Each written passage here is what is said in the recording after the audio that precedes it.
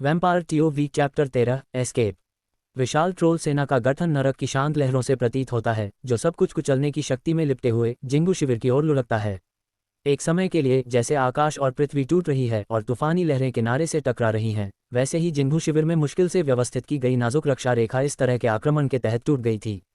Puff puff dot dot dot. Troll सेना के प्रभाव में ढह गई मानव सेना को पंक्तियों में बर्फीले झील में निचोड़ दिया गया। केवल पूर्व और पश्चिम दिशाओं में ट्रोल घेरा बंद होने से पहले ही कुछ मानव सैनिक, जिन्होंने खराब स्थिति देखी, शर्मिंदगी में भाग गए। बाहर जाओ, वो भेड़िए के गरजने से धरती कांपने लगी। ट्रोल सेना के दो पंख दो भेड़िया घुड़सवार इकाइयों में विभाजित हो गए, एक पूर्व और दूसरा पश्चिम, क्रमशः मानव रेगिस्तान का पीछा करते हुए। बहुत खूब। जिंगू झील की शांत सतह अचानक एक विशाल लहर के साथ उठी, जिसने युद्ध के मैदान के पूर्व की ओर ट्रोल वुल्फ घुड़सवार सेना को टक्कर मार दी। आगे बढ़ना बंद करो, भेड़िया घुड़सवार नेता फुफकार उठा। हालांकि रैपिड चार्ज में भेड़िया घुड़सवार आगे की गति को बिल्कुल भी नियंत्रित नहीं कर सका। विशाल लहरें एक भयानक बड़े हाथ की तरह टूट जाती हैं। बूम! सैकड़ों भेड़िया घुड़सवार तुरंत निगल गए। खून का कोई निशान नहीं है, कोई टूटा हुआ मांस या टूटी हुई हड्डियां नहीं हैं। अशांत लहरें जमीन को छूने के तुरंत बाद जम गईं, जिससे 10 मीटर से अधिक ऊंची बर्फ की दीवार बन गई, जो ट्रोल वुल्फ की सवारी से पहले पड़ी थी। बर्फ की दीवार के अंदर प्रत्येक ट्रोल वुल्फ घुड़सवार सेना ने अभी भी मृत्यु से पहले चार्ज करने की मुद्रा बनाए रखी। सजीव! इस तरह की भयानक घटना ने पीछे के भेड़ियों के घुड़सवारों को एक के बाद एक रोकने के लिए बर्फ की दीवार के सामने गश्त करते हुए दहशत में देखा। यह देखकर कि यह मानव भगोड़ा आगे और आगे भागने वाला था, ट्रोल सेना के केंद्र से एक चमकीले लाल भाले को निकाल दिया गया, जिसने आकाश में एक लंबा खून का निशान खींचा और अंत में बर्फ की दीवार में घुस गया। दरार! बर्फ की दीवार पर एक दरार दिखाई दी और फिर उस स्थान से अधिक दरारें फैल गईं जहां भाला छेदा गया था, तुरंत पूरी दीवार को मकड़ी के जाले की तरह ढक दिया। बूम! बर्फ की दीवार चकनाचूर हो गई। भेड़ियों की घुड़सवार सेना के मलबे के साथ अनगिनत बर्फ के टुकड़े गिरे। पीछा करना! नेता के आदेश के बाद यह भेड़िया घुड़सवार इकाई फिर से संगठित हुई और पूर्व की ओर फिर से पीछा किया। केवल इस बार इस भेड़िया घुड़सवार ने शुरुआत में अपना अहंकार पूरी तरह से खो दिया है। उस मानव भगोड़े में एक जादूगर है। बर्फ के महीन टुकड़ों पर कदम रखते हुए एक सफेद भेड़िए पर सवार एक ट्रोल जनरल ने खून से लाल भाले को उठाया जो जमीन पर गिर गया था। जाहिर है, उसने सड़क को अवरुद्ध करने वाली बर्फ की दीवार को तोड़ दिया। जल्दी करो, तुम भी उसका पीछा करो, यह एक बड़ी मछली होनी चाहिए। एक सफेद भेड़िए की सवारी करने वाला एक और ट्रोल आया और उसने ट्रोल जनरल से कहा जिसने भाला उठाया। ट्रोल कबीले के पर्वत बर्फ के भेड़िए हैं। ये क्रूर जानवर, जो सामान्य घोड़ों से बड़े होते हैं, आमतौर पर भूरे रंग के होते हैं।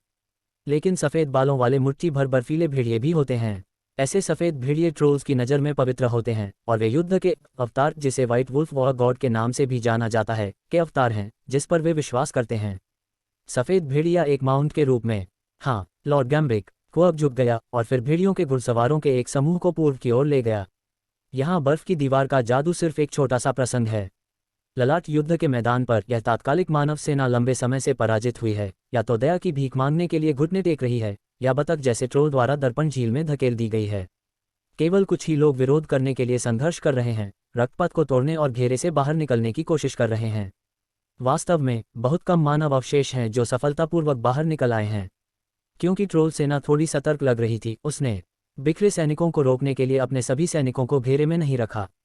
इसके बजाय आधे से अधिक कुलीन सैनिकों को एक आरक्षित टीम के रूप में पीछे छोड़ दिया गया, जैसे कि वे पहले पर थे। हत्या जारी है। बहता हुआ खून जिंगू झील में बहता रहा, जिससे झील की आधी सतह चमकदार लाल रंग में रंग गई। खून की घुटन भरी गंध ने गिद्धों के समूहों को आकर्षित किया, जो युद्ध के मैदान में उत्सुकता से मंडरा रहे थे, भोजन के लिए दौड़ने के लिए तैयार थे। सूरज धीरे धीरे पश्चिम की ओर झुक गया। अस्त होता सूरज आसमान में जलने लगा, लेकिन जिंगू झील की मार की आवाज रुकने का कोई संकेत नहीं दिखा। इस दौरान ट्रोल आर्मी के पीछे अचानक से हड़कंप मच गया। एक ट्रोल दूत जल्दी से गैम्बिक के सामने पहुंचा और जोर से कहा, सामान्य। पीछे एक मानव सेना मिली, लगभग 40,000 या 50,000 लोग। गैम्बिक आश्चर्यचकित नहीं था और आनंदित हुआ और हंसा, ठीक है। उस छोटे शेर ने आखिरकार दिखाने की हिम्मत की। हाँ, चलो उसे एक और सबक सिखाएं। उत्तर के स्वामी सेंट हिल्ड परिवार का पारिवारिक प्रतीक एक सुनहरा शेर है।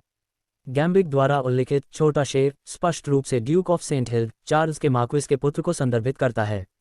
यह मार्क्विस इस लड़ाई में मानव पक्ष का सर्वोच्च कमांडर माना जाता था, जो जिंगहू शिविर में बैठा था और ट्रोल से मौत तक लड़ रहा था।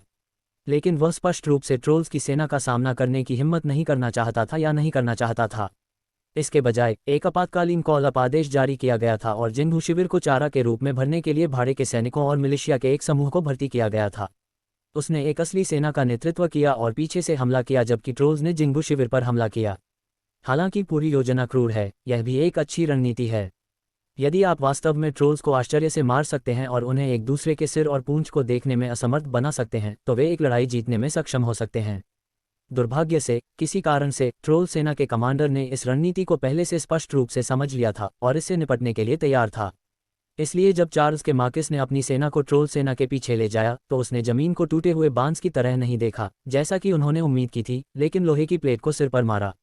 भीषण युद्ध छिड़ गया। रात अंधेरी है, आधा गोल चमकीला चांद आकाश में लटक गया और ठंडी चमक ने जंगल को बहा दिया। मानव घुड़सवारों का एक समूह जंगल में डेरा डाले हुए है, लेकिन वे खाना पकाने के लिए आग लगाने की हिम्मत नहीं करते, लक्ष्य को उजागर करने और अपने पीछे पीछा करने वाले सैनिकों को आकर्षित करने की चिंता करते हैं। जिंगू झील को हारे 3 दिन हो चुके हैं। 3 दिन के भागने, मारने और खून बहने के बाद 500 से ज्यादा लोगों की इस टीम में अब सिर्फ 100 से ज्यादा लोग बचे हैं। ट्रोल वुल्फ घुड़सवार सेना के घेरे में, यह वास्तव में एक चमत्कार है कि वे अब तक जीवित रह सकते हैं।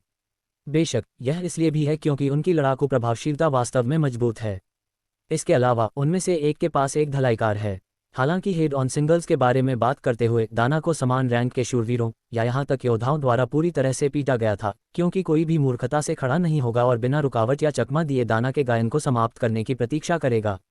लेकिन युद्ध के मैदान में एक दाना की भूमिका समान रैंक के शूरवीरों से कहीं अधिक होती है। भेड़िया घुड़सवार सेना को अवरुद्ध करने वाली बर्फ की दीवार एक अच्छा उदाहरण है।